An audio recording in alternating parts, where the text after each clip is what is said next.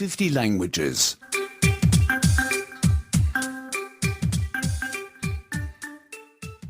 58.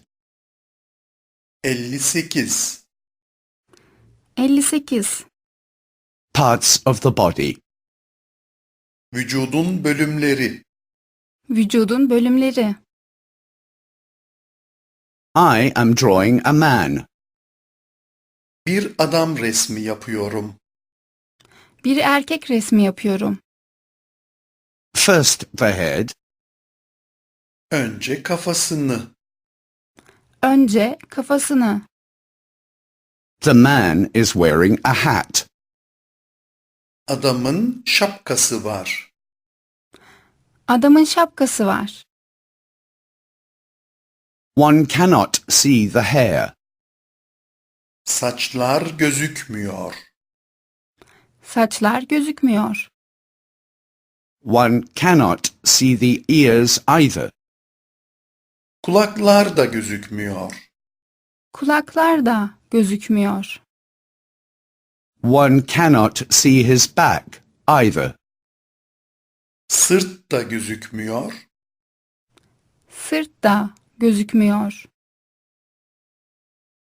I'm drawing the eyes and the mouth. Gözleri ve ağzı çiziyorum. Gözleri ve ağzı çiziyorum. The man is dancing and laughing. Adam dans ediyor ve gülüyor. Adam dans ediyor ve gülüyor. The man has a long nose. Adamın uzun bir burnu var. Adamın uzun bir burnu var. He is carrying a cane in his hand. Elinde bir baston var. Elinde bir baston var. He is also wearing a scarf around his neck. Boğazında da bir şal var. Boğazında da bir şal var. It is winter and it is cold. Kış ve hava soğuk. Kış ve hava soğuk. The arms are athletic. Kolları kuvvetli. Kolları kuvvetli.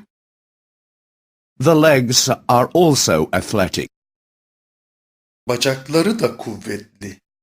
Bacakları da kuvvetli. The man is made of snow. Adam kardan. Adam kardan.